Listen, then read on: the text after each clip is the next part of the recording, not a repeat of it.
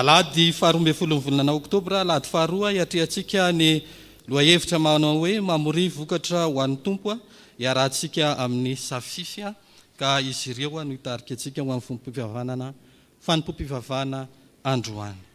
Mialohan'izany dia ataontsika ny hira sambatra.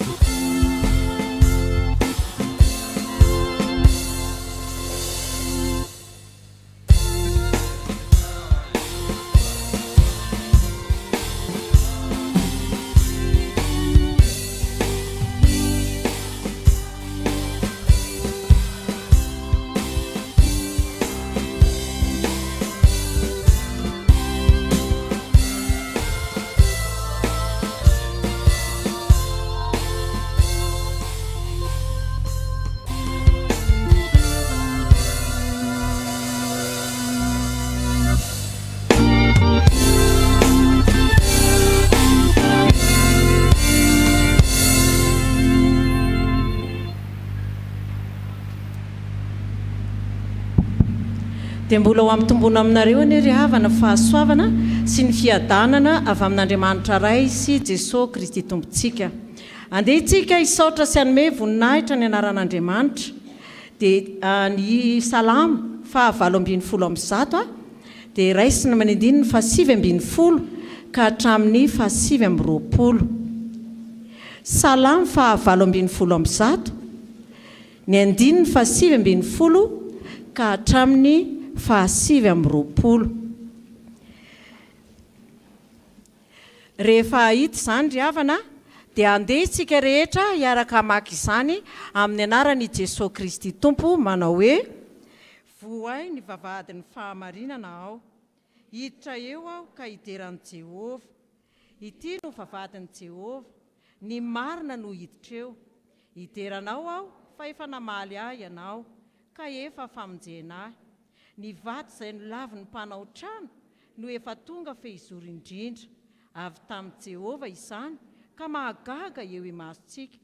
Ity no andro nataon'i Jehovah, hifaly sy ho ravoravo amin'izao isika.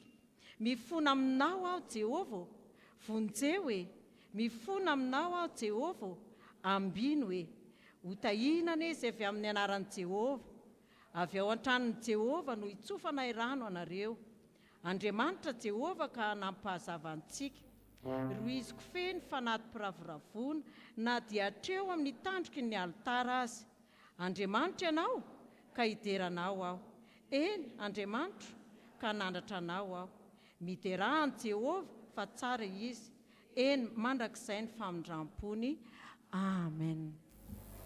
Ny hira faraika sy 900 ny andininy voalohany ka hatramin'ny fa 3. Oh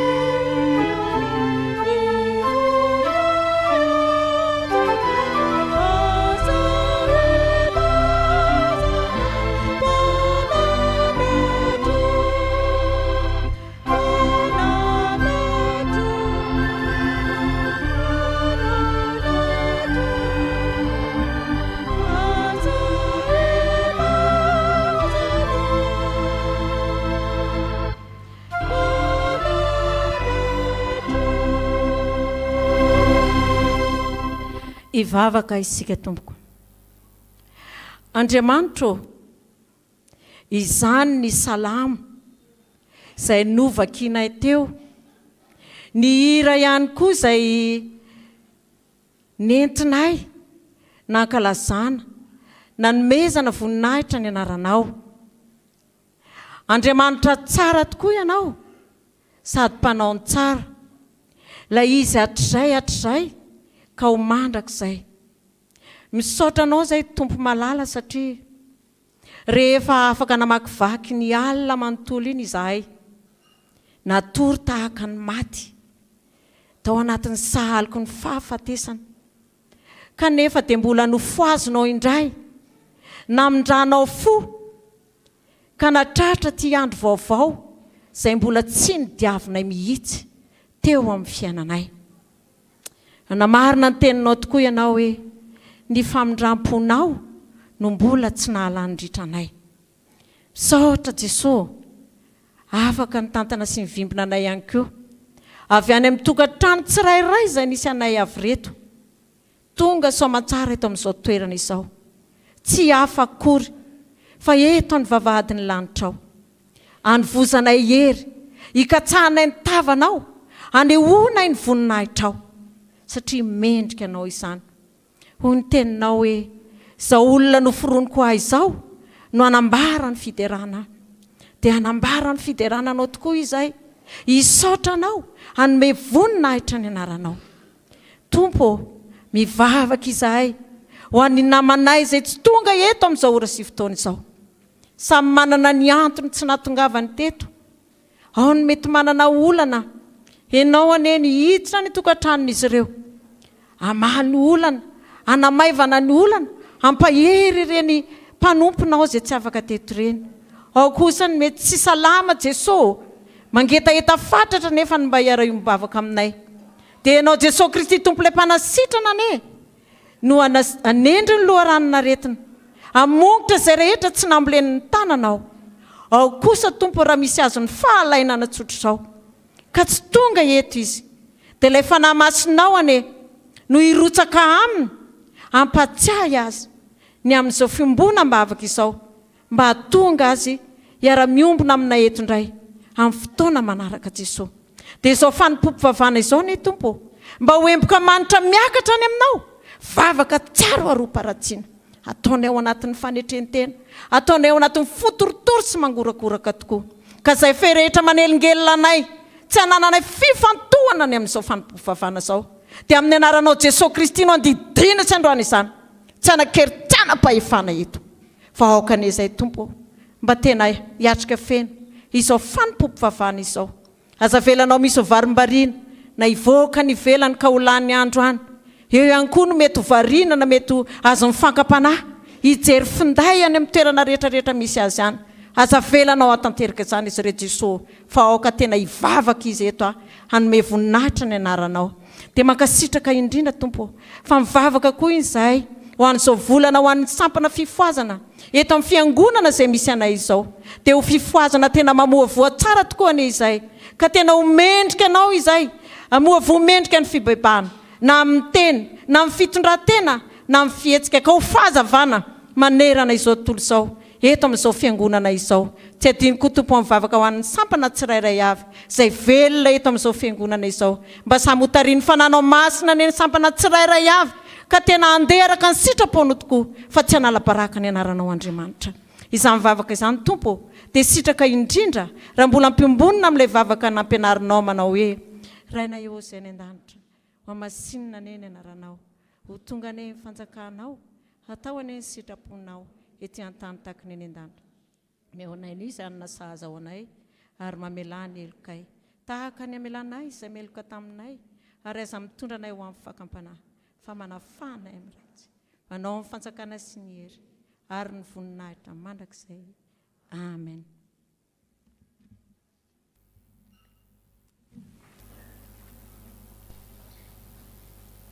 Afaka mipetraka ny fiangonana tompoko. Miroso amin'ny fankalazana ny ten'Andriamanitra isika ka angatana ny sekoly aliady anao ny anjara hira. Ny hiratsika izay nampianarina antsika tamin'ny maraina no entintsika mialoha ny fotoana 10 minitra antsika ry tanora sy ny ankizy. Hitsangana ianareo rehetra izay voakasika izany vetivety. Rehefa miteny hoe eny dia eny. Rehefa miteny hoe tsia dia tsia.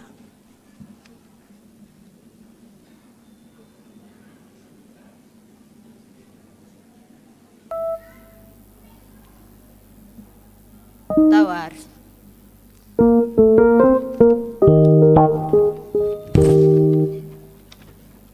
Rehefa miteny hoe eny eny eny. Rehefa miteny hoe tsia tsia tsia tsia. Je parle oui oui oui oui.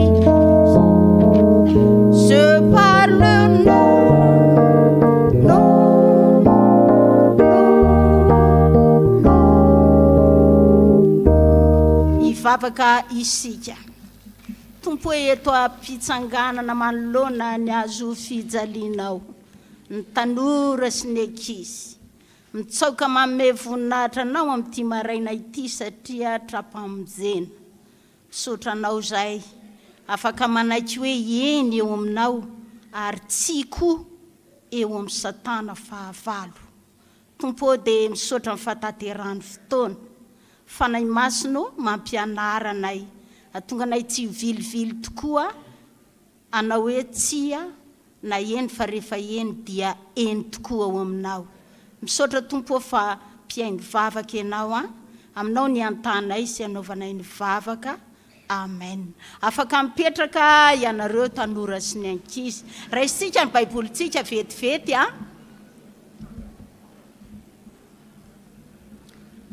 Ao amin'ny Matio toko 5 andiny fa 7:30. Matio toko 5 andiny fa 7:30 tapany anankiray ihany dia ny tapany faharoa no vakitsika amin'ny anaran'i Jesosy Tompo. Ahoana ho izy?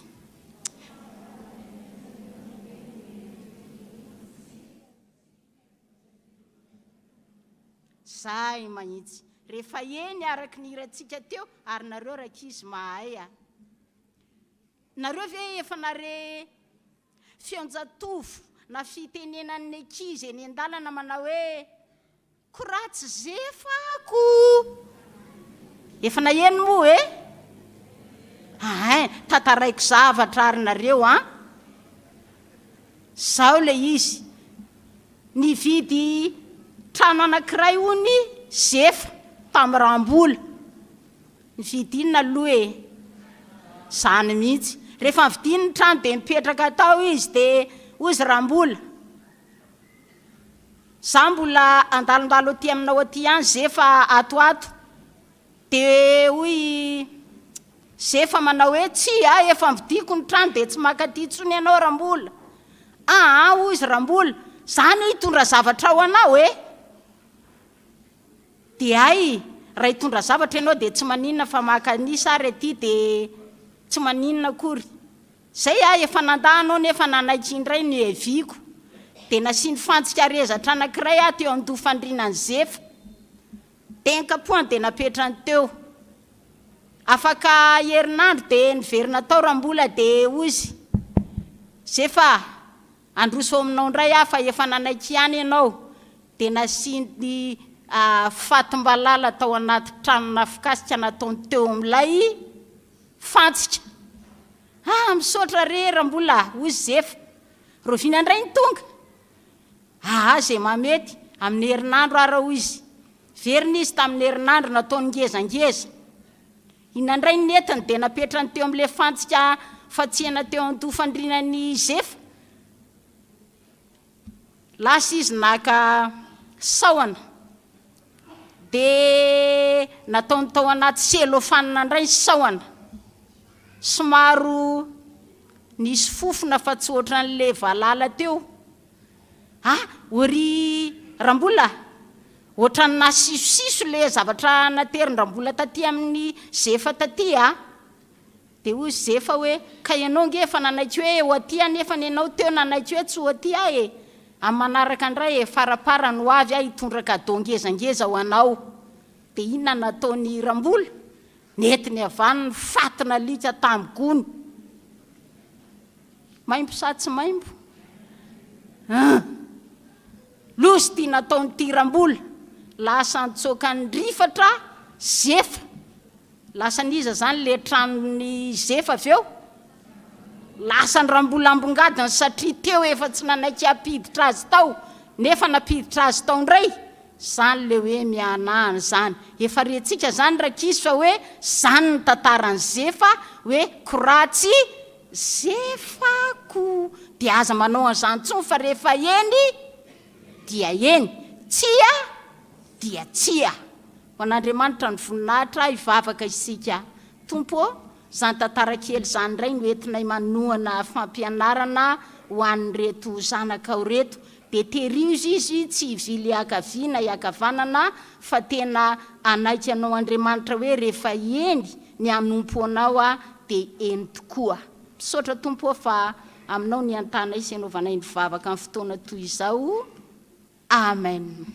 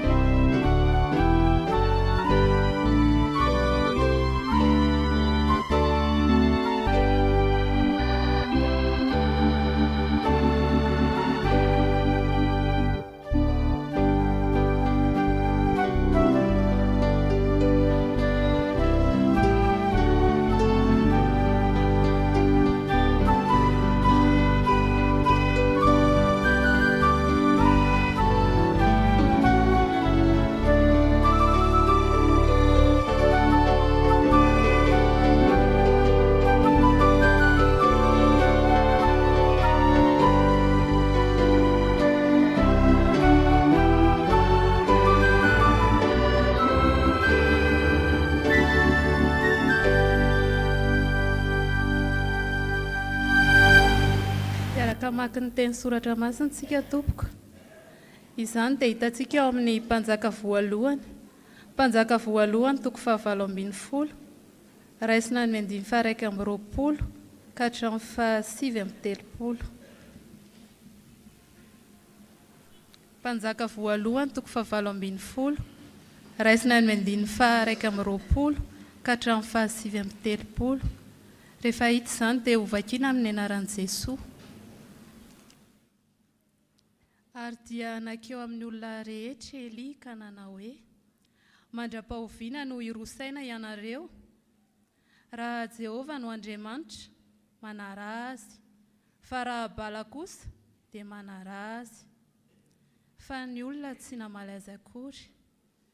Dia hoy Eli tamin'ny olona, izao dia izao irery ihany no sisa mpaminany Jehovah, fa mpaminany Bala kosa dia 50 lahy. Koa aoka ireo no hanome vatotr'ombilahy 2 atsika, ary aoka izy no hifidy ny iray ho azy. Dia andrasa azy ka ametraka azy eo ambony kitay hazo, nefa tsy asiana afo ao. Ary izao kosa anamboatra ny iray ka ametraka azy eo ambony kitay hazo, nefa tsy asiana afo koa ao.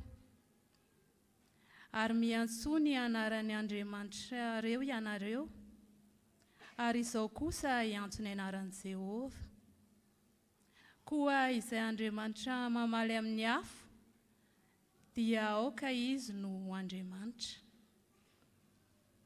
Ary ny olona rehetra namaly hoe marina izany teny izany. Ary hoy Eli tamin'ireo mpaminany mibala,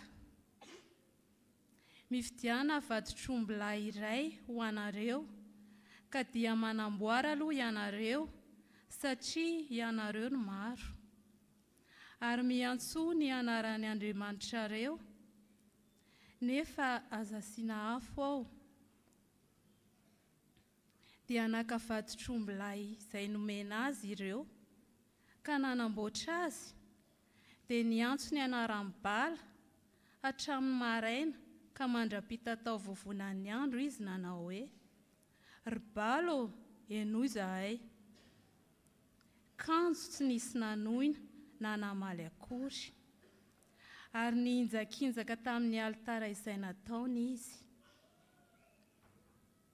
Ary no nitatao vovonana ny andro, dia nanesoeso azy Eli ka nanao hoe, miantso mafy ihany, fa Andriamanitra izy, angamba sondrindresaka izy, na miavela, na nisy nalehany, na matory anga izy ka tsy maintsy ho voazina.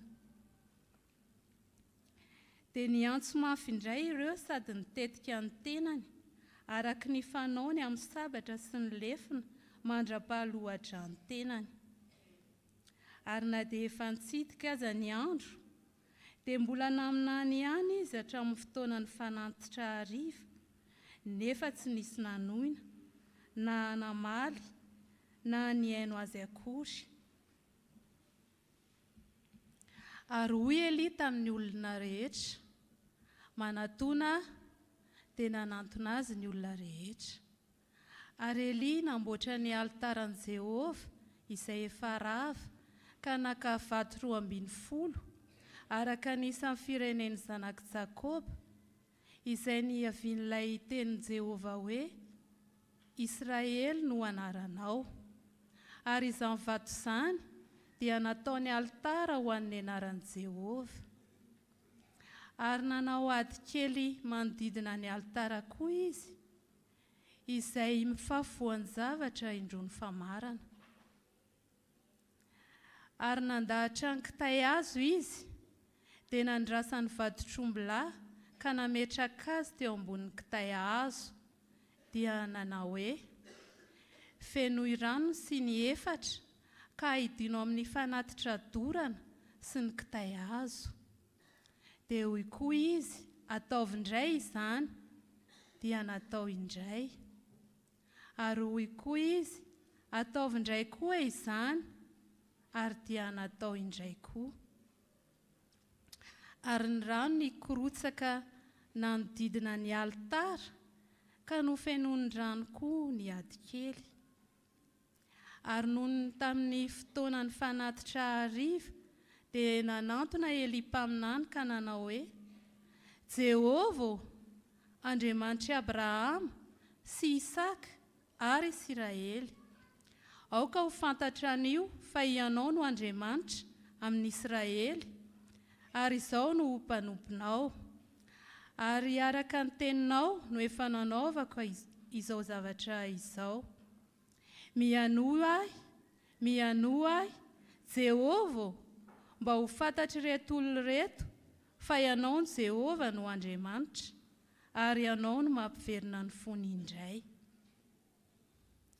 Dia latsaka ny afon'i Jehova ka nandevina ny fanatitra dorana sy ny kitay hazo sy ny vato ary ny vovoka, sady nandritra ny rano tao amin'ny ady kely. Ary raha nahita izany ny olona rehetra, dia niakohaka ka nanao hoe, Jehova, izy no Andriamanitra. Jehova, izy no Andriamanitra.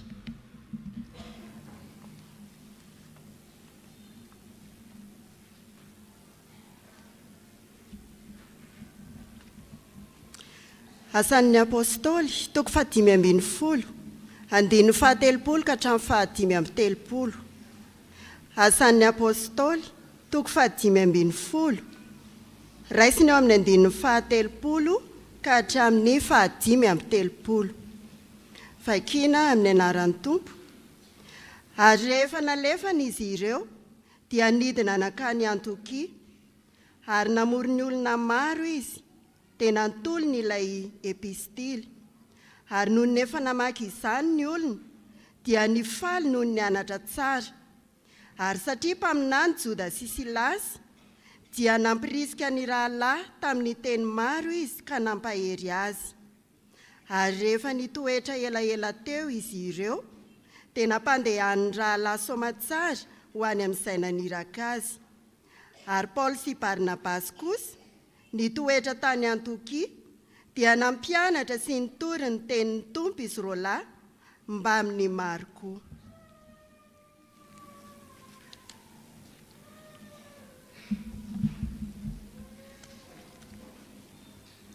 Luka 7.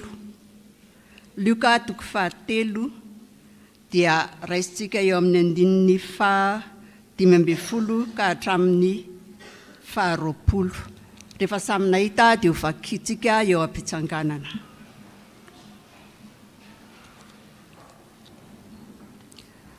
Amin'ny anaran'i Jesosy, raha mbola niandry ny olona ka samy nisaina ny jaona tampony na izy no Kristy na tsy, dia namaly jaona ka nanao tamin'izy rehetra hoe, izao manao batisanareo amin'ny rano, fa avy izay mahery noho izao ka tsy mendrika hamany fehikapany azy ao.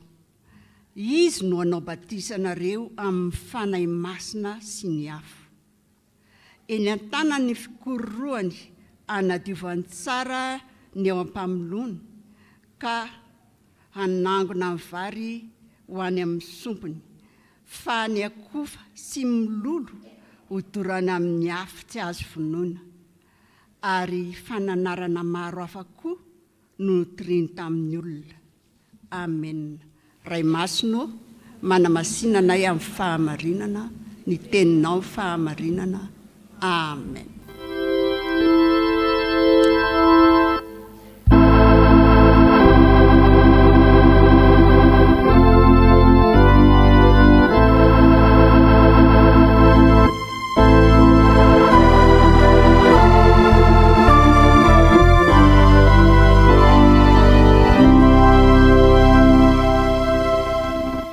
Mivavaka isika tompoko, ry Andriamanitra rainay any an-danitro, rainay amin'ny alalan'i Jesosy Kristy zanakao.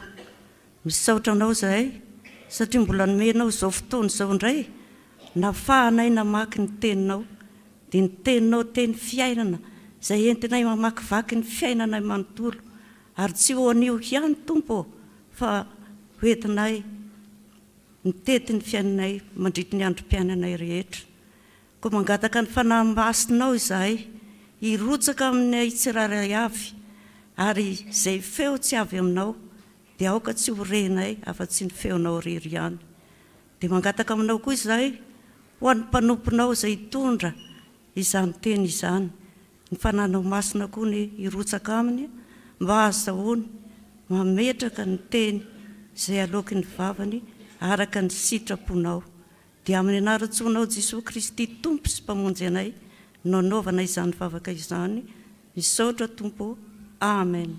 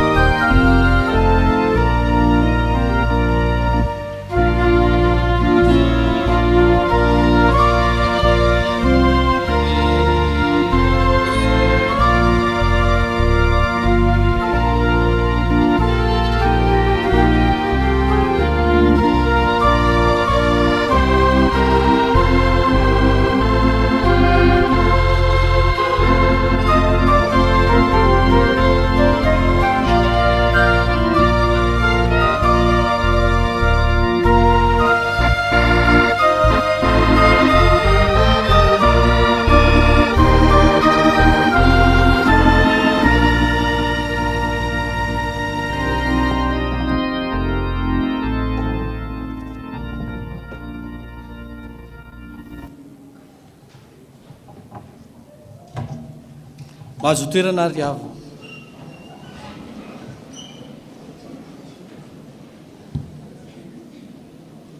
Mampitombona aminareo any ry havana ny fahasoavana sy ny fiadanana avy amin'ilay Andriamanitra ray Jesosy Kristy tompontsika ary mifampiraisana avy amin'ny fanahy masina. Amen. Mpanjaka voalohany toko fahavalambin'ny folo ka ny andininy faraka amby roapolo hatramin'ny fahasivy amby telopolo. Perikopa lava somary lava ihany ary mitantara ny amin'ny tantarany Eli lay mpaminan'Andriamanitra any sisa sandjoro tao anatin'ny karazana fanompo-tsampy izay notompony ny firenena. Eli izay mpaminan'Andriamanitra tamin'ny androny Aba sy 𝗔𝗟𝗔𝗛𝗛 tamin'ny taonjato fahasivy. Taonjato fahasivy io izay vanim-potoana nanamarika ny hoe tena hoe feno fahalovana ary nivadika niodina tamin'Andriamanitra ny firenena Israely. Ary tao anatin'izany ry havana dia nijoro ity mpaminan'Andriamanitra ity. Nivavaka tamin'i Jehovah Andriamanitra izy ka sa nisedra ireto mpaminany sandoka marobe, sa niatrika ny mpanjaka izay nanompo sampy. Ary tao anatin'izany fahasahimy izany ry havana no nananana nahitana hoe manana fahatokina ny herin'Andriamanitra sy ny fahefan'ilay Andriamanitra izay ivavahany Eli mpaminany. Manana ny toky, mahatoky ny herin'Andriamanitra sy ny fahefan'Andriamanitra izay ivavahany i Eli mpaminany. Ary tao anatin'izany no nanarenana indray ny fiainam-ponony reto zanak'Israely reto ka nody tamin'i Jehovah Andriamanitra ny fony ny zanak'Israely rehefa nijoro tao anatin'izany izy. Ao anatin'izany ry havana ndeha angalantsika afatra manao hoe ny mpanompon'Andriamanitra raha isika atsoina hamory vokatra ho an'ny tompo. Ny mpanompon'Andriamanitra ry havana dia mahatoky ny hery sy ny fahefan'Andriamanitra izay tompoiny. Ao anatin'izany ry havana no ametrana sady ny fanontaniana ato anatin'ny saintsika hoe mahafantatra velotsika hoe iza ary ilay Andriamanitra izay tompontsika io. Raha tsy mahafantatra mantsika dia tsy azontsika antoka mihitsy ny hoe ahoana ny heriny sy ny fahefany izany Andriamanitra izay tompoko izany. Eli dia tsy nivadika na dia teo azy ny fanoheran'ny mpanjaka. Ny mpanjaka izay nanambady an'ity 𝗔𝗟𝗔𝗛𝗛 izay vehivavy avy any Sidona. Dia rehefa nanambady an'io vehivavy io izy dia nitondra ny andriamaniny izy. Ary natao ho isan'izay fivavahana teo amin'ny firenena Israely koa ny Andriamanitra izay mivavahana ity vehivavy ity. Ary dia lasa fivavaham-panjakana izany ilay bala izay voalaza eto. Dia nahatoky anefa i Eli fa Andriamanitra dia mbola velona sy mahery ary mbola afaka miasa eo amin'ny firenena, mbola afaka miasa amin'ny alalan'ny mpanompony. Eo amin'ny andininy fa 20. Eo amin'ny andininy fa 20 ry havana dia ahitsantsika izao. Dia hoy Eli tamin'ny olona, izao dia izao irery no any sisan'ny mpanompony Jehovah fa ny mpaminany bala kosa dia 50 lahy. Izany hoe mahatsiaro tena irery manoloana ny olona marobe. Io ry havana dia milaza ilay tenin'i Jesosy Kristy hoe maniraka anareo toy ny zanak'ondry eo ampovoan'ny ambodia hozy izy. Ary ao anatin'izany no ahitana hoe miankina amin'iza marina moa ianao ty raha milaza fa mpanompon'Andriamanitra. Manoloana ireo ambodia marobe dehibe dia atao fa tsy manana hery ianao fa tahaka ny zanak'ondry malemy. Fa ao ry havana no hanehoan'Andriamanitra ilay heriny sy ny fahefany manoloana ireo ambodia marobe izay manodidina anao, manoloana ireto mpaminany bala marobe. Dia raha ny fihevitry ny tena manokana dia hoe tsisy hevitra intsony ty fa dia resy ny Andriamanitsika, resy ilay Andriamanitra izay ivavahana. Na dia nahatsiaro kely teo anatrehan'ny maro aza nefa izy dia tsy niantehitra tamin'ny hery ara-batana akory hoe za mpanompon'Andriamanitra mahery, fa niantehitra tamin'ilay herin'Andriamanitra izy ka inona no nataony? Nivavaka tamin'ny finoana i Eli mpaminany. Nivavaka tamin'ny finoana Eli mpaminany dia ateny joro tamin'ny fahatokina ilay herin'Andriamanitra, fa ny herin'Andriamanitra, ny fahefan'Andriamanitra dia afaka hamonjy azy manoloana miherin'ny sampy izay manjaka ao anatin'ny firenena. Andriamanitra mahefa ny zavatra rehetra ry havana ny Andriamanitra izay tompontsika, ary izany no hitaomana antsika ankehitriny. Itsika kristianina no taomina amin'izao vanim-potoana izao, hijoro vavolombelon'ny Kristy, la herin'Andriamanitra, la herin'ny fahefan'Andriamanitra. Tahaka ny Eli, ny dikany hoe Eli ry havana dia izao ny hoe Jehova no Andriamanitra. Ary ao anatin'ilay anarany mihitsiny no niantson'Andriamanitra azy hoe Eli, dia milaza hoe Jehova no Andriamanitra. Ary hijoroko ho vavolombelona izany anarana izany. Hijoroko vavolombelona fa i Jehova no Andriamanitra. Fa itsika ihany koa dia taomina hijoro vavolombelona hoe iza ary ny Andriamanitra ao. Jesosy Kristy ry havana no Andriamanitra. Velona, afaka mamonjy atsika, ary efa namonjy atsika ka namela ny helokontsika teo ambonin'ny hazo fijaliana. Afaka mirehareny amin'izany ve ianao ka hijoro manoloana izao fiarahamonina efa simba izao? Samy hijoro ve isika? Fa Jesosy Kristy dia mahery. Soratra hitatsika eny an-dalana eny, tsy vaovao amintsika ilay hoe mahery ny rany Jesosy Kristy. Izany nanafahana sy nanadiovana atsika, ka afaka mijoro vavolombelona ny amin'izany isika. Ao amin'Andriamanitra ry havana dia tsy misy izany hoe demokrasia, ka ny hoe rehefa hevitry ny be sy ny maro dia izay no ekena, makany daholo ny olona dia any ny marina, fa ny marina dia tokana ihany eo amin'Andriamanitra. Ka na iray ary ianao ka mitana ny marina dia sahy mijoro ho marina mandrakariva. Andriamanitra ry havana tsy mamela ny mpanompony ho irery izany. Raha tena samy joro amin'ny fahamarinana isika, manohatra ny tsirariny, manohatra ireo endrika tsy fahamarinana, endrika sampy maro samihafa, mijoro. Fa ianao isika izao no antson'Andriamanitra hijoro vavolombelony ny anarany, hitondra ny anarany, fa izao dia any Kristy, ary fantatro izay inoko. Afaka mirehare ny amin'izany aho. Eto amin'ny andininy faraika amby roapolo havana dia milaza Eli, mandra-pahoviana no irosainy ianareo, raha Jehova ny Andriamanitra manaraha azy, fa raha bala kosa dia manaraha azy, fa ny olona tsy namaly azy akory. Manome safidy mazava Eli manoloana ny Andriamanitra izay ho tompon'ny olona. Iza ny safidinao arak'ilay voalaza tamin'ny fampianarana sekoly alahady teo. Rehefa Andriamanitra ny safidinao dia ataovy eny dia eny, rehefa tsy dia tsy. Aza mirosaina hoe androany aho eny dia rapitso aho tsy. Rehefa milamina ny fiainako dia adinidiniko Andriamanitra. Fa rehefa tena ao anatin'ny sarotra dia Andriamanitra o aiza ianao? Hiainana ry havana, ary tena hoe hiainana izany hoe mahampanompon'Andriamanitra izany. Fa raha hibala kosa ny tomponao, raha hibala ny tomponao, ny bala ry havana dia hoe tompo, 𝗫𝗔𝗟𝗔𝗛𝗛, tompo. Ka ny bala ry havana dia izay zavatra endrika zavatra tompontsika rehetra io ka manalavitra antsika amin'Andriamanitra. Inona ny sakana ka manalavitra antsika amin'Andriamanitra, tsy hahatonga antsika hanana fahasahiana ka hijoro, fa i Jehova, Jesosy Kristy ny tompo sy Andriamanitra, ary avy amin'ny irery ihany no azahoako famonjena. Dia aoka hazava ny safidy ry havana, tsy azo afangaro ny fivavahana amin'Andriamanitra sy ny fanompontsampy. Ary eo amin'ny Mateo 4:4 dia milaza mazava mihitsiny ao anatin'izany, tsy afaka manompotompo roa ianareo, fa ny ray ho alany ary ny ray ho tiany, ny ray ho amaivony ary ny ray ho ombany, ary dia tsy mahay manompo an'Andriamanitra sy mamona ianareo. Fa misafidiana ny iray dia iray ihany.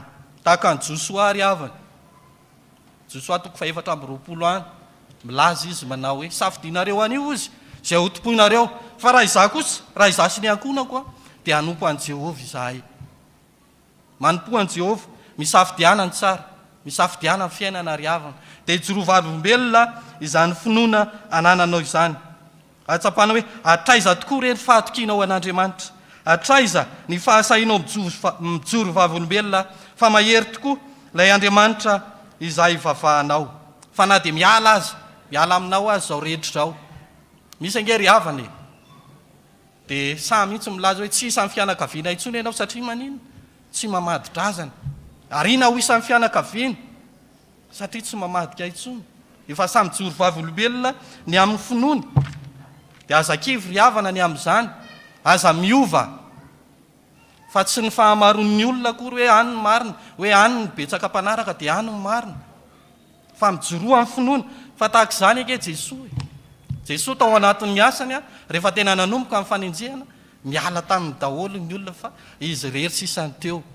Dia misy fotoana tahaka izany ao anatin'io finoana io, tsisy olona afaka hiatsapazanao intsony, hianteherana hoe misy fahefana ry na misy zavatra azo hifikirana ry, fa eo amin'ilay fotoana izay mahairery anao ka tsy maintsy hoe za rery sisa niatrika an'ity, dia tsaro fa tsy irery akory ianao anatin'iny fotoana iny, fa manino Jesosy no miaraka aminao ry havana.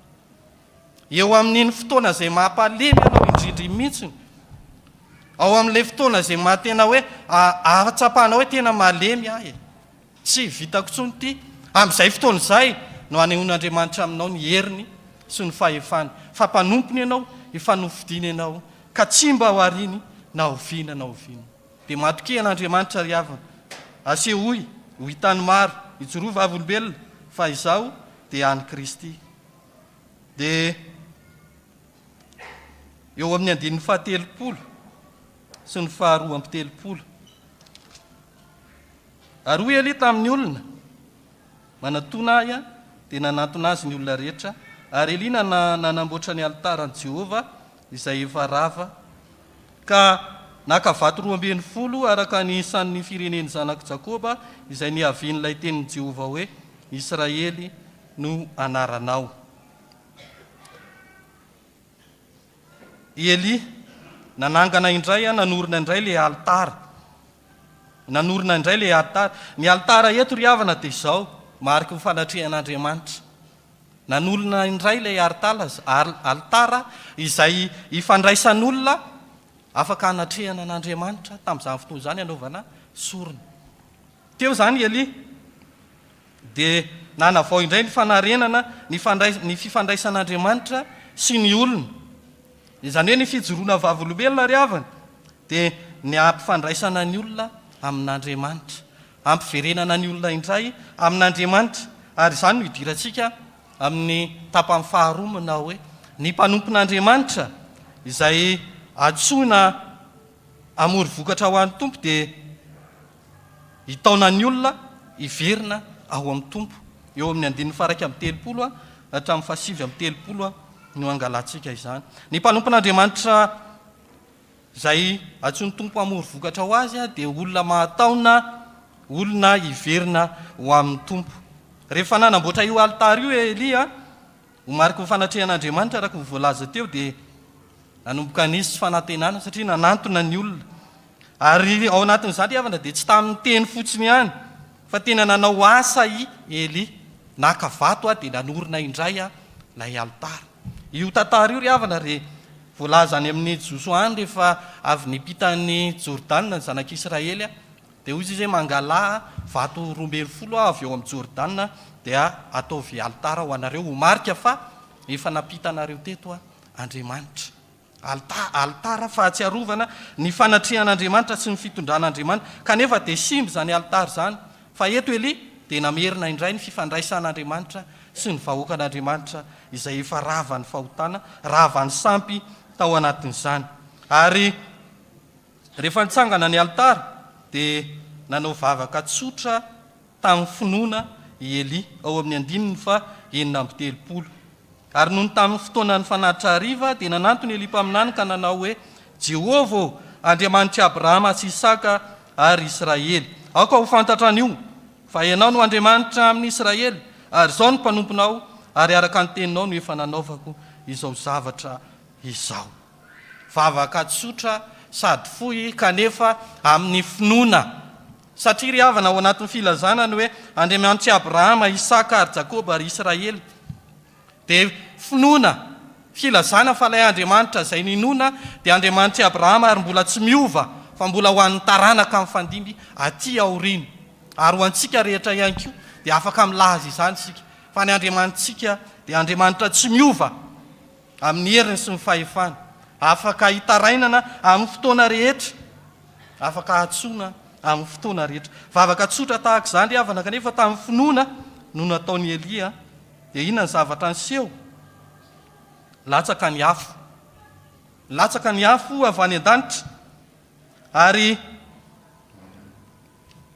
izany no midika hoe Andriamanitra velona ilay Andriamanitra ivavahana fa tsy taka an'ireto any bala reto hoe mbola foazy aloha, so dia matory izy, so dia mbola be resaka. Fa Andriamanitra rehefa atsoina, vavaka amin'ny finoana, dia azo antoka fa Andriamanitra mamaly vavaka izy. Andriamanitra tsy lali-dalovana fa mahare. Andriamanitra avo fa iva fijery ka mahita amin'ny fitarainan'ny olony. Izany havana no afaka hijoroana vavolombelona. Hitao manatsika ihany koa. Izany finoantsika manoloana ny zavatsarotra izay iainana. Manandratra vavaka ve isika mpanompon'Andriamanitra ho an'ny hafa, ho an'ny firenena. Mivavaka ho an'ny firenena fa tsy falo mijery fotsiny. Tolombavaka tsotra ihany ry havana no andrasana amintsika fa amin'ny finoana. Andriamanitra tsy mangataka zavatra lava be. Ary tsy ny alava amin'ny vavaka hoy izy no henon'Andriamanitra anareo fa araka ny finoana izay anaovanareo izany vavaka izany. Ary vokatra izany vavaka izany ry havana, rehefa nilatsaka ny afo dia inona ny zavatra niseho? Niankohoka amin'ny vahoaka ka nanao hoe Jehova izy no Andriamanitra, Jehova izy no Andriamanitra. Izany hoe tonga tamin'ny fanekem-pinoana ireto vahoaka ireto, tonga tao anatin'ny fanekem-pinoana indray reto vahoaka ireto. Fanekem-pinoan'ny zanak'Israely havana dia voalaza any amin'ny Deutéronomie toko faha-4 ny andininy faha-9 any. Mihainory Israely izy, Jehova Andriamanitsika dia tokana ihany, dia Andriamanitra iray. Ary izany rehefa nahita ny famantarana ireto zanak'Israely ireto dia verina indray tamin'ny fanekeny taloha, niala tamin'ny sampy, niala tamin'ny bala, ka niverina indray tamin'ny finoana voalohany. Ry havana malala ao amin'ny Tompo, ny fiainantsika manokana, ny fiainam-pinoantsika io dia afaka hanehoan'Andriamanitra ny voninahiny ka hitaona ny olona maro ho amin'ny fibebahana, hitaona ny olona maro hiverina amin'Andriamanitra indray. Ny fijoroantsika vavolombelona ry havana dia hitaona ny olona, afaka hanehoan'Andriamanitra ny voninahiny ka hanovan'Andriamanitra, hampiverenan'Andriamanitra ny fon'ny olona indray ho ao amin'ny Jehova Andriamanitra. Itsika miasa fa Andriamanitra no voalaza eto hoe ianao Jehova no Andriamanitra ary ianao no mampiverina ny fony indray. Itsika dia taomina ho fitaovana eo am-pelantanan'Andriamanitra hijoro vavolombelona ny amin'izany hery sy fahefan'Andriamanitra izany. Ka rehefa miasa ianao, miasa amin'ny finoana, dia izay ianao ilay voalaza eto hoe mamory vokatra ho an'ny Tompo, mitaona ny olona ho amin'ny fibebahana. Raha mijerytsika ry havana ny eo amin'ny jaune, ny eo amin'ny lioka tamin'ny lioka izay novakitsika teo, lioka toko fa 3 ny andininy fa 5 sy hatramin'ny fa 20. Rehefa nanao ny asa ny jaune mpanao batisa dia nanantena famonjena ny olona. Ary tao anatin'izany no ilazany hoe tsy izao no izy fa ao ariako ilay tena izy izay tondra ao aminareo ny tena famonjena. Fa ny asan'ny jaune dia nanino? Nitory ny filazantsara ny fibebahana i jaune. Ary izany no andrasan'ny Tompo amintsika ry havana, mitory ny filazantsara ny fibebahana. Ary Jesosy Kristy rehefa nanomboka ny asany dia niantso ihany koa ny amin'ny fibebahana manao hoe mibebaha ianareo fa efa akaiky ny fanjakan'Andriamanitra. Ka itsika raha milaza isika mpanompon'Andriamanitra kristianina, ny asa andrasan'Andriamanitra aminao dia mamory vokatra ho azy, mitory ny filazantsara, mitory ny filazantsara ny fibebahana. raha misy ozy izy manao ny asako, raha misy fa milaza tia mino ahy dia manao ny asa, ny asany ray manao ny asa izay nataoko ihany koa. Manohy ny asan'i Jesosy Kristy isika ry havana, manohy ny asan'i Jesosy Kristy. Ny tanjon'ny mpitory filazantsara rehetra zany dia ny hatonga ny olona hiaiky fa i Jesosy Kristy no Andriamanitra. Tahaka ny nataony Elia eto, ianao miasa, ianao mivavaka, dia tonga ho amin'ny finoana ny olona. Ianao mamafy ny filazantsara, mamafy mitory ny filazantsara. Isika mamafy, Andriamanitra no mampitombo sy mampahavokatra izany.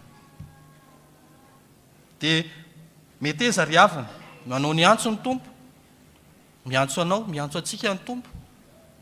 Mety eza ho isan'izay mpanompon'Andriamanitra, mba ho isan'izay hitondra ny filazantsara, hitondra ny anaran'Andriamanitra aneo ny heriny sy ny fahefany, ary ho isan'izay hitory ihany koa ny tenin'Andriamanitra. Eto havana Elia dia rehefa nanao ny asan'Andriamanitra izy dia tsy niaraka ny heriny na niaraka ny sitrapony, fa nilaza izy eto manao hoe araka ny teninao no efa nanaovako izao zavatra izao. Eo amin'ny 9:70 tao anatin'ilay vavaka, araka ny teninao no efa nanaovako izao zavatra izao. Fa raha mijery ny fiainan'ny Elia tsika mantsiny dia maro be ny zavatra nytenenin'Andriamanitra azy. Mandehana makary manomboka eo amin'ny ao amin'ny toko 7 ao. Mandehana hozy izy mankany antsinanana dia mandehana ary amin'ny renirano zary dia any aloha mipetraka. Rehefa avy eo indray dia mandehana makary amin'ny tanàna ary dia misy mpitondra tena ao dia afaka hamananao. Avy eo indray eto amin'ny toko 9 amin'izay mandehana hozy izy eo amin'ny 9 toko 9 mandehana hozy izy dia miseho amin'ny Ahaba. Tsy mandehandeha fotsiny amin'izao mpitory filazantsara, fa mandeha araka ny tenin'Andriamanitra.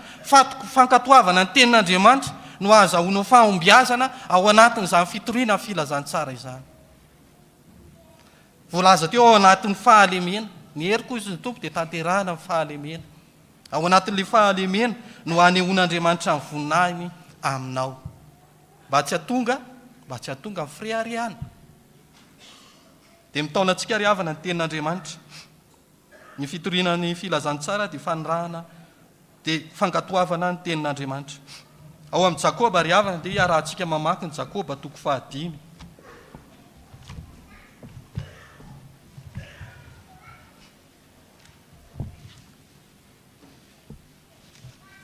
Jakoba toko 5. Andininy 7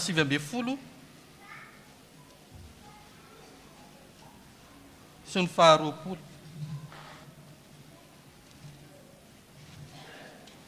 Iarahantsika mamaky amin'ny anarany tony.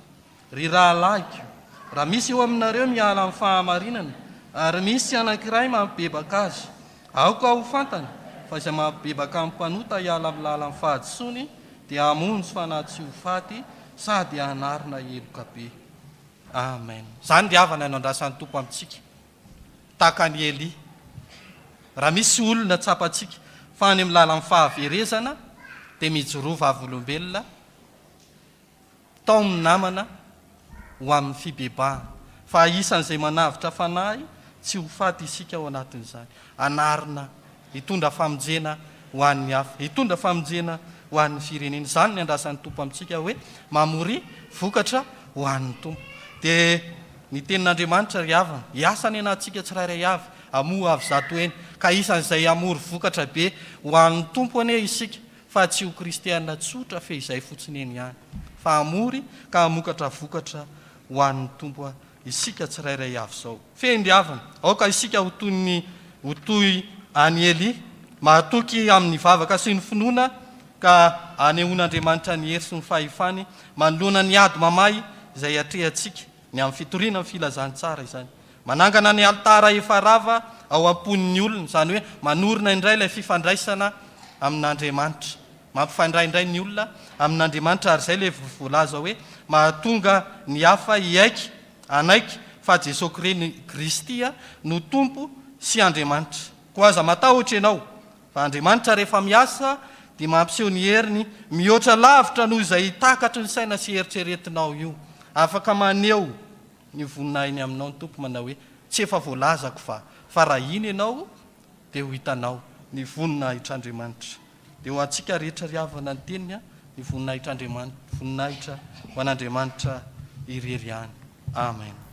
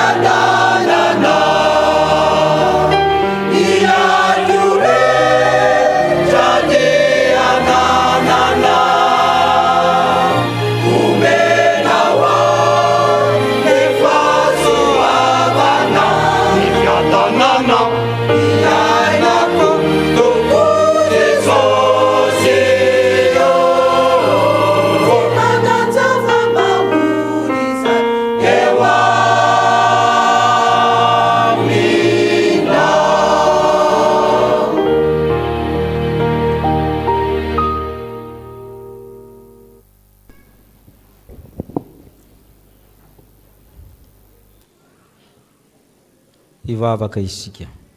Misaoranao zay tompony amin'ny teninao. Tokony joro vavolombelona izay. Tokony ahery ambavaka izay tahaka ny Ely. Indrisy aniva Tompo. Tsy nahajoro izay. Safotra ao anatin'ny maro anisa. Ny Ely dia 57 ny teo anatrehina ary firenena iray manontolo. Nefa dia nijoro izy.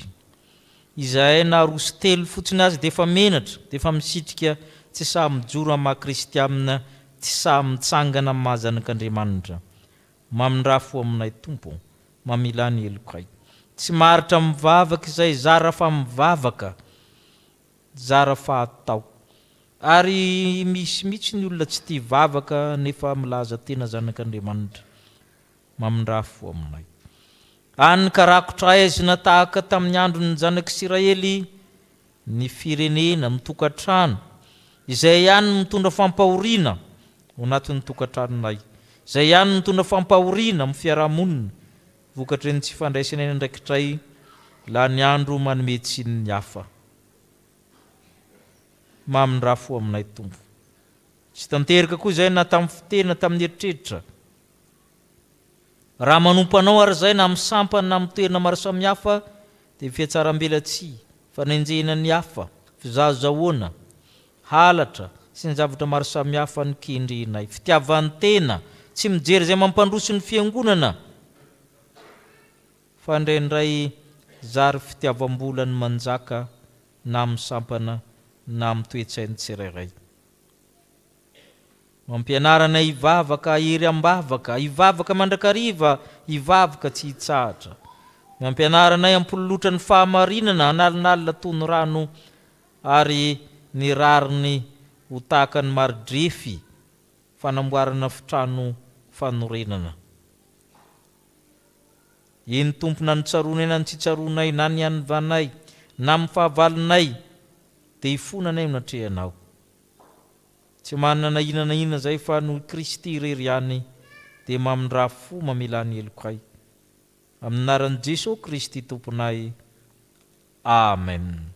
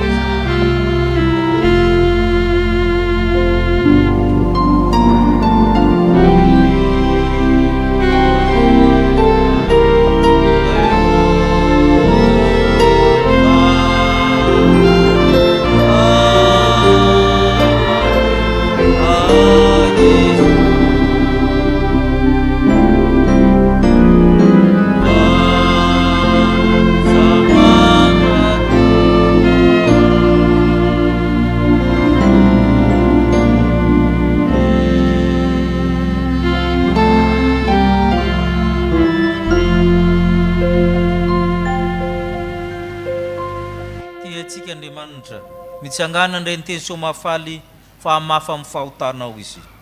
Hoy ny Tompo aminao. Aza matahotra ianao fefina navotranao aho, efa niantso ny anaranao aho. Ay ianao. Raha mita ny rano anao dia ombanao aho. Raha mita ny ony ianao dia tsy hanafotranao izy. Raha mandeha mamaky ny afo ianao dia tsy homay, ary tsy rehetra aminao ny lelafo. Fa izaho dia izaho n'Andriamanitra ao, sady mamonjy ianao. Mahalala masika ianao sady tiako ny be voninahitra. Noho izany hoy ny Tompo. Voavelany elokareo noho ny anaran'ny masina. Halleluia. Samy mideran'ny Tompo ianareo manao hoe sambatra ny olona izay voavelany ny elony sy voasarona ny fahotana. Sambatra ny olona izay tsy andreva eloka ary tsy misy fitaka ny fanahany. Amen. Ipetraka isika ianao nira voalahatra amin'ny fifaliana no izany famelan-keloka ny raisitsika izany.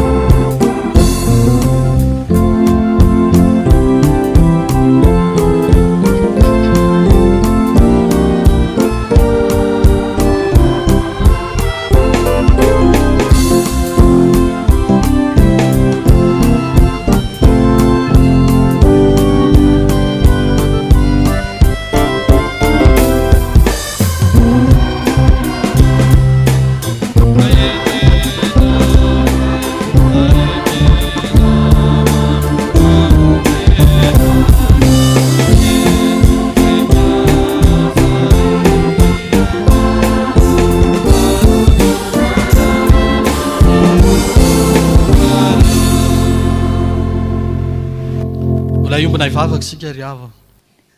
Endry Tompo Andriamanitra io tsy manasatra anay tokoa ny midera sy mankalaza anao satria ianao no Andriamanitray. Ary izany tokoa no antom-pisinay sy fahavelomanay dia ny anambara ny fahatsaranao sy ny voninahitra ao. Ankehitriny izay Jesosy dia mangataka aminao, mivavaka aminao ankehitriny, maneho ny etaetanay sy ny fandrinay eo anatrehanao Andriamanitra. Maniry izay Jesosy ho an'ny fiangonana, ny isian'ny fitoniana sy ny filaminan-tsaina mba ahafahany tsirairay manompo anao Andriamanitra tokoa. Ampitomony finoan'ny vahoaka anao Jesosy, ary ireo izay miverin-dalana, ireo izay mbola miherikerika foana, dia angatahanay ianao Andriamanitra, ianao fanamasina no anitsy ny dian'izy ireny. Mangataka izay Jesosy mba tena ho kristianina velona tokoa, samy mijoro vavolombelona, ka isamy mijoro ilaza fa fantatro izay inoko. Mangataka aminao izay Jesosy, fantatrao ary tsy miafina aminao ny ezaka ataon'ny fiangonana ny amin'ny valitafim-piangonana. Mandeha ny asa, apetraka ifeny eo am-pelantananao Jesosy fanatanterahana izany asa izany. Ireo mpiasa izay anatanteraka izany mba tsisy aratra ny amin'ny fitaovana sy ny etomanana rehetra, ianao no anampy amin'ny fanangonana izany. Mahatoky izay Jesosy fa hiasa araka ny sitraponao izy ireo, ary ianao nahatanteraka ny amin'ny asan'ny fiangonana. Eo ihany koa Jesosy ny fiangonana dia ny vahoakanao Andriamanitra izany.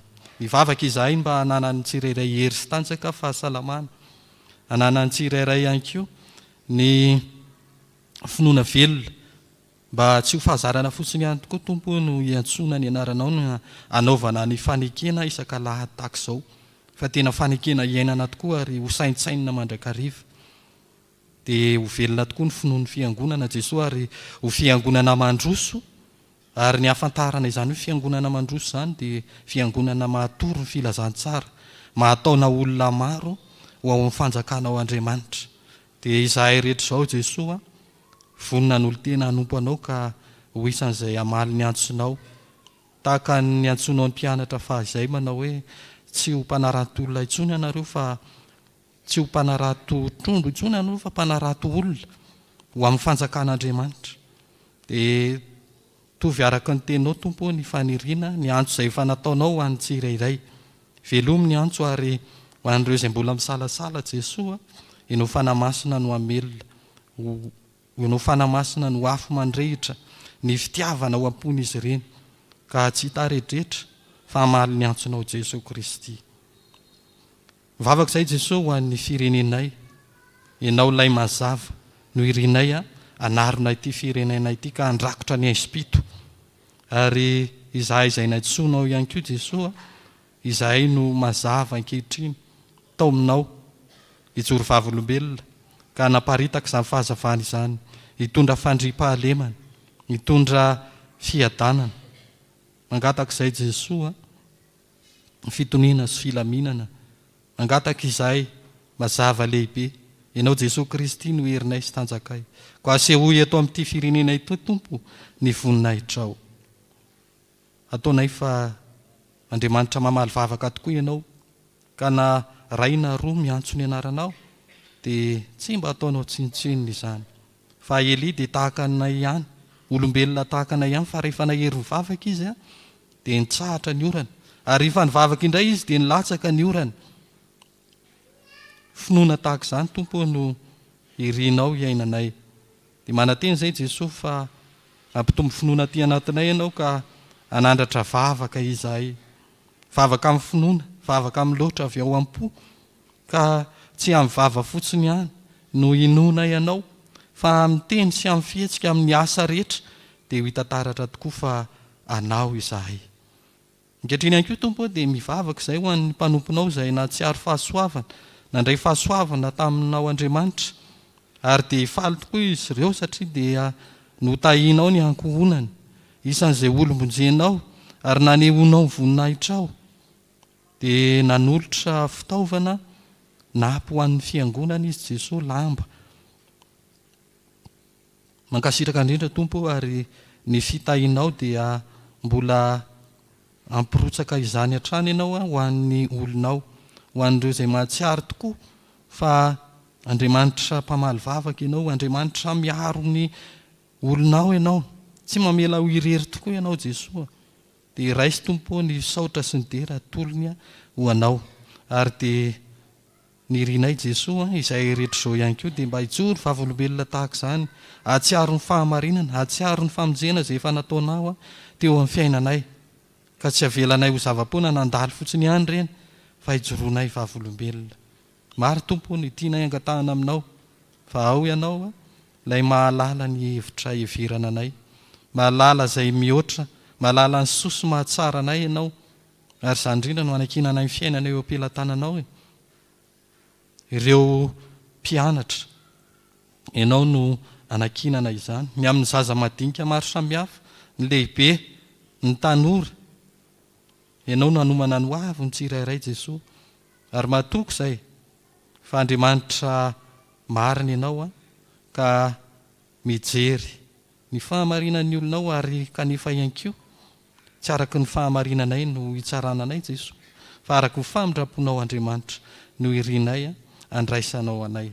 Dia mahatoky izay Jesosy fa tonga eo anatrehanao tokoa ny vavakay, satria efa vita fifandraisana aminao izahay, efa nanangana ny altaranao izahay ka hanompo anao tokoa amin'izao sisa izao. Dia misaotra indrindra Jesosy fa amin'ny anaranao no anaovanay sy angatahanay izany vavaka izany. Amen. Andehantsika ry havana hanambara ny fanekempontsika ka hiaika eo anatrehan'Andriamanitra fa Jesosy Kristy tokoa no tompo sy mpamonjo ny fiainantsika. Hanambara ny fanekempontsika isika dia ny fanekemponona Nikeana, ny laharana faharoa izany.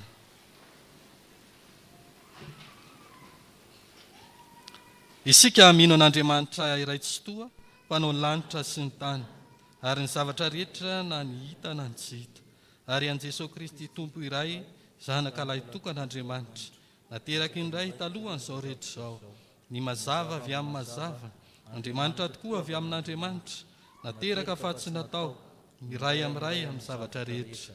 Izy no nahariana izao tontolo izao noho ny amintsika olombelona sady ho famonjenantsika.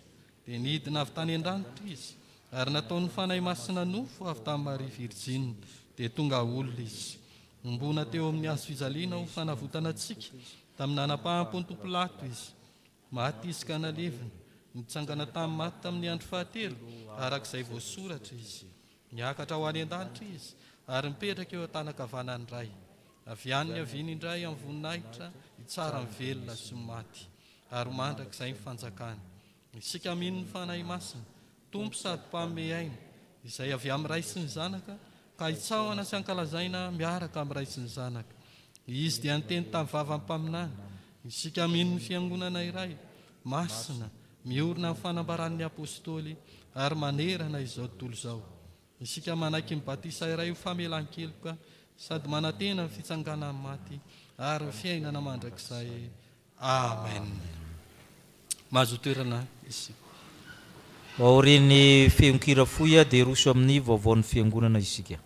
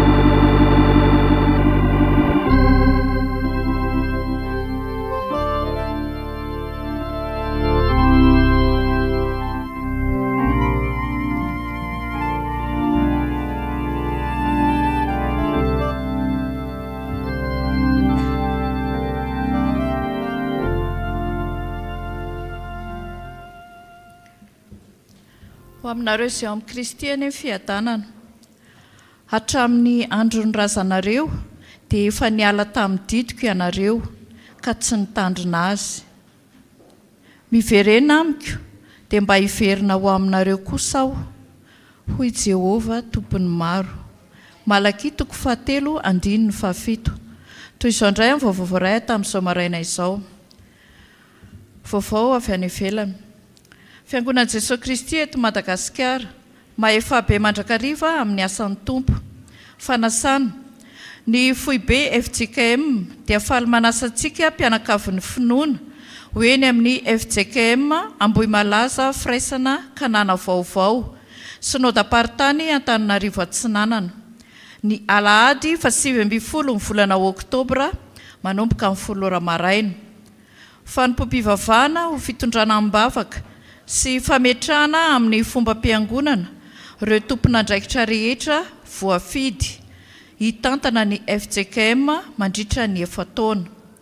Ny filohan'ny 𝗧𝗥𝗜𝗜, ireo mpiandraikitra foibe, ireo mpiandraikitra foibe ary ireo mpanatanteraka, manantena ny fahatongavantsika maro sy ny fiombonantsika ho voninahitr'Andriamanitra.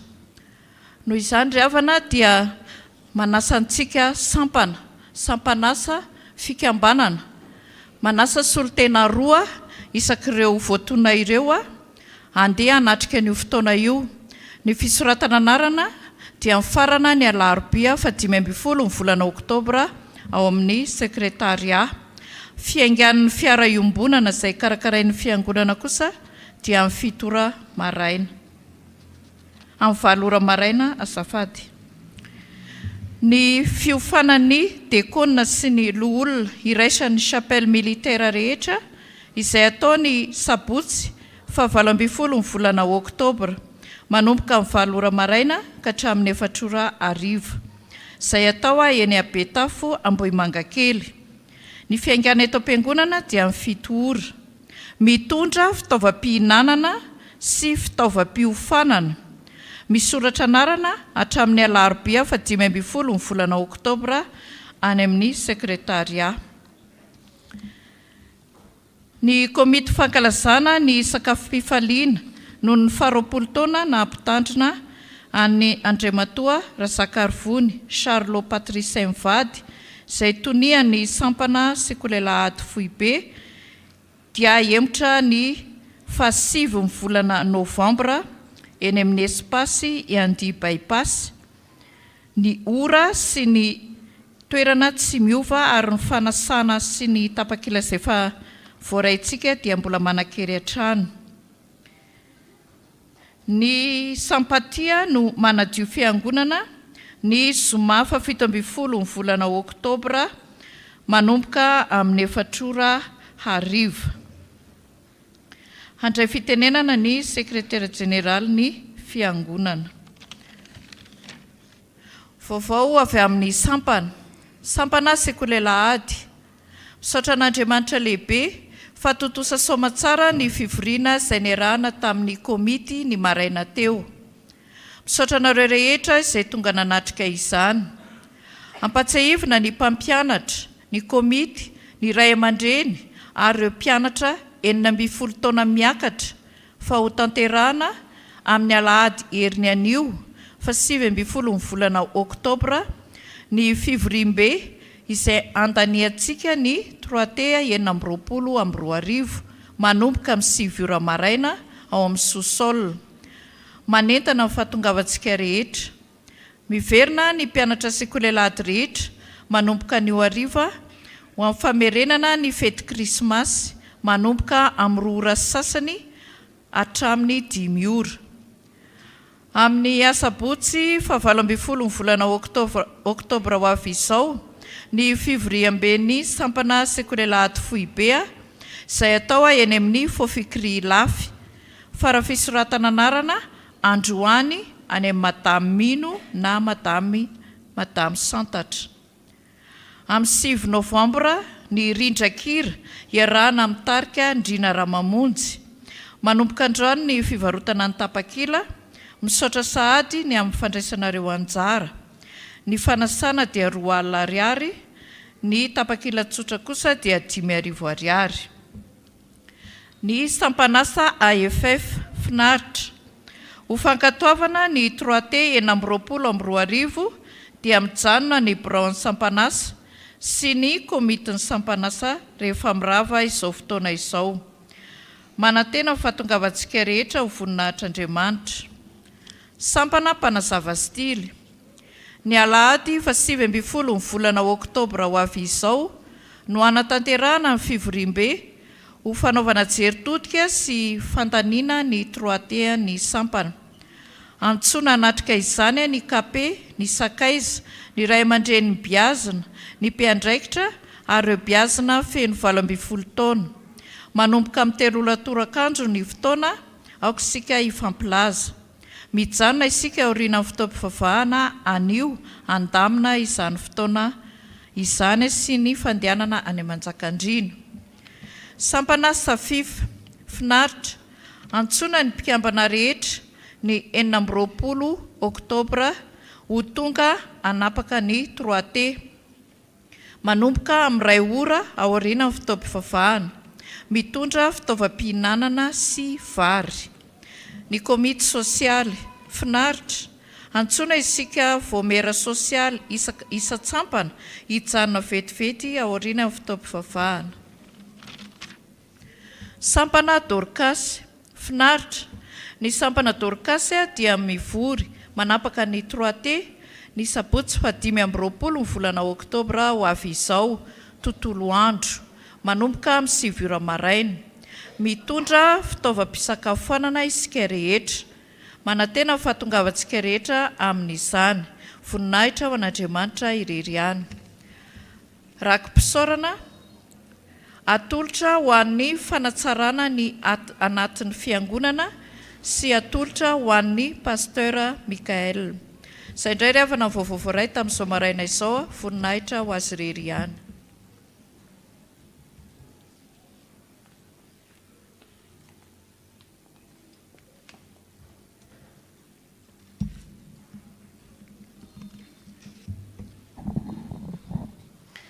Ary ataovy ny trano dia ankasitrahako izany sady ankalazainao ho Jehova akay toko voalohany a ny andin'ny fahavalo tapany by. Izany tenin'Andriamanitra izany rehefa nanao ndraisako fitenenana foy a manoloana antsika rehetra anio a mahakasika ny fanatsarana ny atitrano fiangonana izay iarahantsika rehetra mahita etona. Voalohanteny a isaorana feno Andriamanitra na ahafahana na tanteraka ny fotoam-pivavahana fanomboana izany asa fanatsarana izany a tamin'ny alatsinainy teo. Ankasitrahana feno ihany koa ny fanotroana antsika rehetra sy ny fitondranam-bavaka na ahafahana nanatanteraka ny fanomboana izany asa izany a sy mbola ahafahana manoya izany asa izany. Koa dia mankasitraka feno. Isaorana ihany koa izay rehetra manoana sy mifanoana amin'ny fanatanterahana izao asa izao na amin'ny endrika mivatana izany na amin'ny endrika akolaka sy ny mbola ho fanohanantsika rehetra ny fiarahana manatanteraka izany asa izany satria tranon'Andriamanitra iombonantsika izany ary ny asa dia atsika kristianina tsirairay avy fa fitaovana ihany ireo rehetra izay manatanteraka izany. Koa dia manatena hatrany ny fifanohanana amintsika rehetra izao amin'ny fanatanterahana ny asa. Fahatelo tompoko miala tsiny tanteraka amin'izay mety ho fanelingelenana eto anivon'ny fiangonana noho izany fanatanterahana ny asa izany satria mety misy ny tsy fahatombanana ara endrika ara materialy sy amin'ny endrika maro samihafa izay anatanterantsika ny fotoam-pivavahana etona koa matoky ny fahendren'ny tsirairay avy handray izany amin'ny mpifaliana ahafahana mamita ny asa. Araka ny voalaza moa feptaona 2 volana noho ny vinavinana natanterahana ny asa izany hoe alohan'ny fankalazana ny fetin'ny Noely no irina zany ahavitany asa. Koa noho izany dia manetana etona ny tenako amin'ny alalan'ny fandraisantsika tsirairay avy anjara. Efa nisy ny valopy izay nozaraina ho fanatanterahana ny asa. Arak'izay voalaza moa voafetra amin'ny feptaona izay anatanterahana ny asa. Ka noho izany asaina itsika tsirairay avy izay efa vonona androtsaka avy hatrany ao anatin'ny mandritra ny fotoana ny rakitra izany valopy izany. Misy ny komisiona manokana izay miandraikitra ny fanaraha-maso ny fanatanterahana ny asa ary ihany koa ny fanarahana amin'ny resaka ara-bola sy ara-pitaovana izany koa dia manatena ny fandraisantsika tsirairay avy anjara amin'izany asa izay tanterahana eto anivon'ny fiangonana izany. Araka ny voalaza moa ny valitafo na ny plafond araka ny efa hitantsika etona ny fandravana no tanterahana nandritra n'izay herinandro izay natao izay misy ihany koa ny fahitana ny lafiny maro samihafa izay mbola nanana fahasarotana mahakasika ny zavatra hita tao anatin'ny valitafo tao zany izay mbola tsy maintsy natsaraina nandritra izay fotoana izay efa nanomboka nametaka tsika nanomboka ny alakamisy teo Koa dia izay no anetanana ny tsirairay avy raha efa misy ny fahafahana mandrotsaka ny valopy dia entanina satria ao anatin'izay fiampitaona 2 volana izay no anatanterantsika ny asa ka misy ny dingana efa izay tsy maintsy irosona sahady. Ankoatra ny valitafo moa zany dia tsy maintsy mandeha miaraka aminy ny fanatsarana mahakasika ny jiro sy ny fanazavana ary ny installation électrique rehetra mifanandrify an'izay ao anatin'ny tafo satria dia encastre avokoa izy ireo ka noho izany miara mandeha avy hatrany amin'ny fametahana ny valitafo izany no anetanana antsika mpianakavy ny finoana mba hifanohana ao anatin'izany asan'ny fiangonana izany. Mialohan'ny farany tompoko misokatra tanteraka ny komity amin'izay mety ho tolo-tsaina na tolo-kevitra hoentsika tsirairay avy ho fanatsarana izany asa izany. Koa dia manetana ny tsirairay avy iombavaka iombona amin'ny fanatanterahana ny asa ary anao izany ho fifaliana satria asan'Andriamanitra izany ary tena ankasitrahany ny fandraisantsika tsirairay avy anjara sy fifanohanana ao anatin'izany. Zay no nijoroko tetona famarana anazy dia averiko hoe foya ny fotoana ahafahana manatanteraka ny asa noho ny fifandaminana eto anivon'ny fiangonana. Koa dia mamerina ny fanetanana sy ny fankasitrahana antsika rehetra amin'ny famerenana ny valopy ao anatin'ny rakitra izany amin'izay fotoana mamety azy. Izany hoe isana lahady dia afaka arotsaka foana. Ny sokatra ihany koa ny ao amin'ny sekretariat misy kahie sy ao ampitandrina raha toa ka misy manana fahafahana n'olotra na ara-bola na ara-pitaovana fitaovana na ara-materialy zany izay verina fa ampandrosoana izany asa izany. Dia mankasitraka feno tompoko amin'ny fandraisana izay fandaminana izay ho antsika tsirairay avy. Ny voninahitra ho an'Andriamanitra ireriany ny fiadanany hitoetra amintsika rehetra izao. Misaotra tompoko.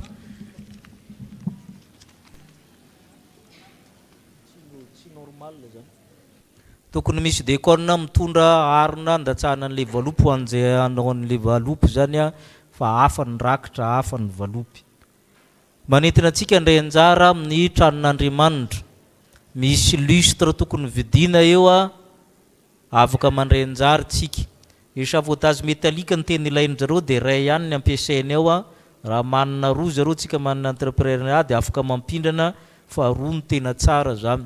Afaka mandray anjara koa ny sampana zany, tokony hanana fanany fahafoizantsika fa tsy faly varotra tango bie manolona foana fa tokony afaka manolotra koa ny sampana fa antsika rehetra io. Na amin'ny toerana reno hatsarainareo azo atao koa zany fa fanatsarana fiangonana manontolo atanatiny no ataontsika. Afaka mandray anjara ianao na amin'ny zavatra momba ny sampana koa ary ao anatin'izay. Fa indraindray fanaritana hiady any amin'ny teti-bola any fa tsy mahafo ho an'ny fiangonana. Dia miezaka tsika mitomban-day ho an'ny fiangonana. Ny vaovao samihafa fifaliana ho antsika navitan'ny fanamasinan'ny fanambadiana ireo tavantsika. Moa zany tsy ny fafana mihitsy andrianjoary asina sira ny varson ny ekena raha ao izy ireo dia hitsangana fa aly miarabanareo ny fiangonana dia mirary soa indrindra nareo. Saotra tompoko. Atao mariazy amin'ny heriny rem-pimananjara tanjonena rovasosy randriany tsy ferana anitry ny ala Joseline. Asanao ao zareo raha nambany voatra.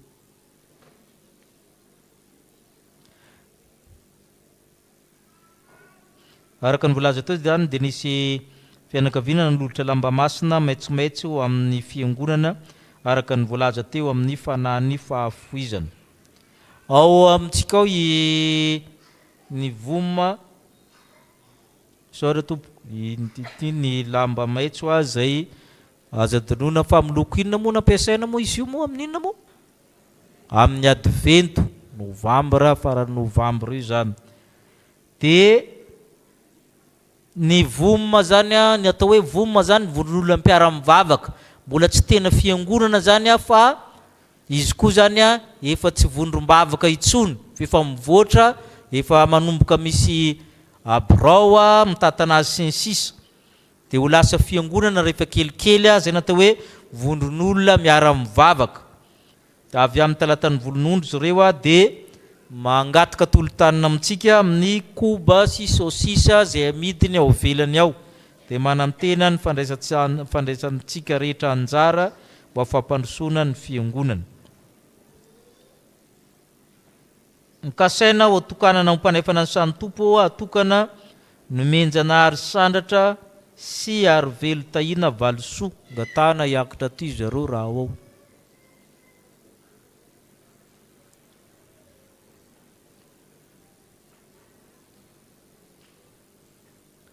Ivavaka isika. Misaotranao zay tompo na amin'ny fanolorany reto tena ho amin'ny fanasan'ny tompo. Iray latabatra aminao vehivavy lehibe, lehilahy lehibe mahatratra ny ohatry ny finoana. Tsy izay no mandidy fa ianao no manamasina. Ka apetraka aminao izy ireo mba hotokanao amin'izany sakramenta masina izany. Ka hitatana azy ianao mifanomanana ara-batana, ara-tsaina, ara-panahy. Ianao Andriamanitra omba hatrana azy ireo ary ho tonga soa ny andro anokanana azy.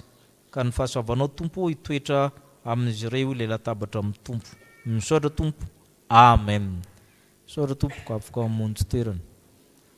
Ireto avantsika reto tena azo ny ositra masina mampiandry nanokanana azy. Ngatany zareo hiakatra ty ho raisy tanana amin'ny andiany Nehemia zany na Nehemia zany amin'ny arivo avaradramy.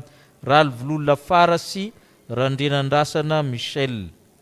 Mangataka azy ireo zany hiakatra ty anoloana dia mangataka an'ireo filohan'ny fiangonana sy ny filoam-boninahitra ny bureau-ny fiangonana solotena isan-tsapana ndray tanana azy ireo miaraka mpitandrina mivady. Ireo izy ireo zany mpiandro vaovao eto amintsika zany.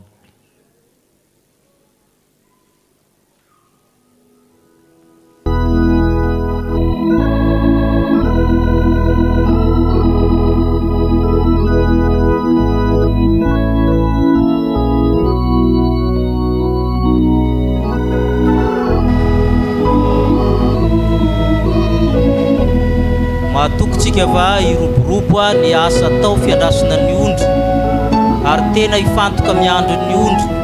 Indraindray manko le mpiandry sasany hitako mandehandeha foana fa tsy miandry ondry ato. Tokony mba hieritreritra koa isika mpiandry mankatsy mankaroa zareo fa ny ondry ato ny anjara fanompoana ato tsy ataony mihitsy nefa tato izy no nandray zany fiantsona masina zany. Tokony hieritreritra zany isika mpiandry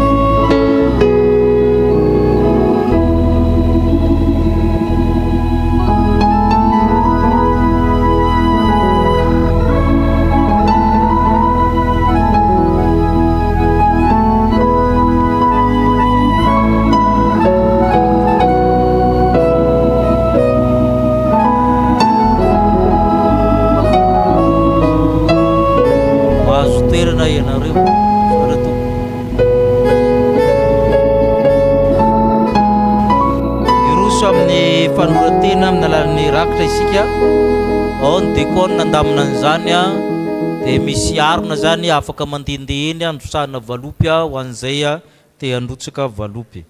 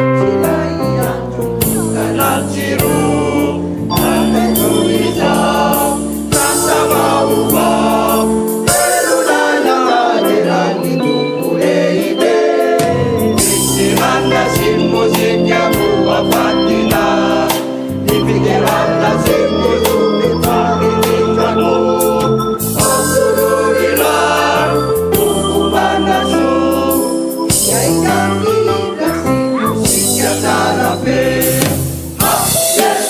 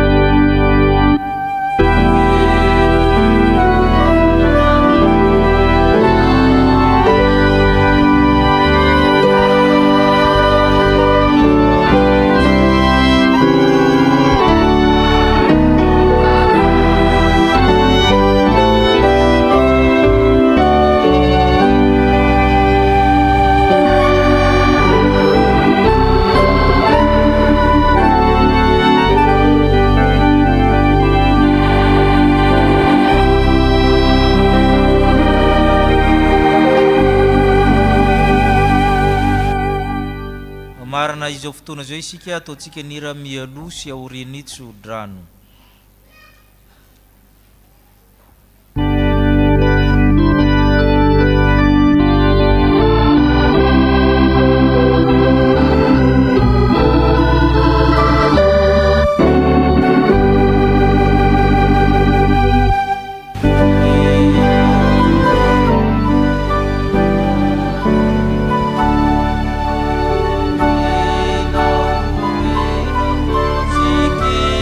Be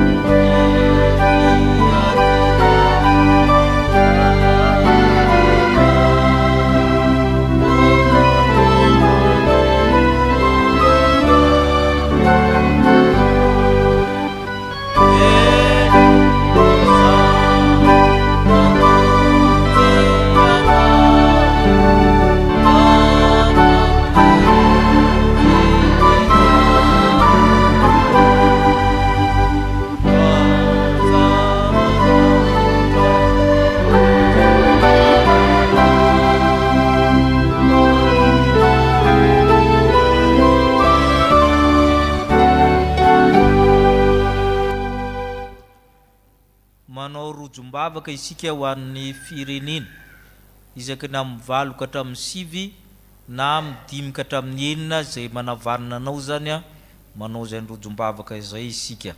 Tanteran'Andriamanitra aminao zay tsodrany zao. Ary Andriamanitra ny fiadana zay mitondra ny Jesosy tompontsika mpiandrony lehibe hiala amin'ny maty, mitondra ny ranony fanekena mandrakizay. Izy ny antanteraka anareo amin'ny tsara rehetra, anao ny sitrapony hiasa ao anatinareo zay tsara sy ankasitrahana eo masina. Ka hotahiana raha miditra, hotahiana raha mivoaka, hotahiana raha mandeha, hotahiana raha mitoetra amin'ny tokantranonareo. Amen.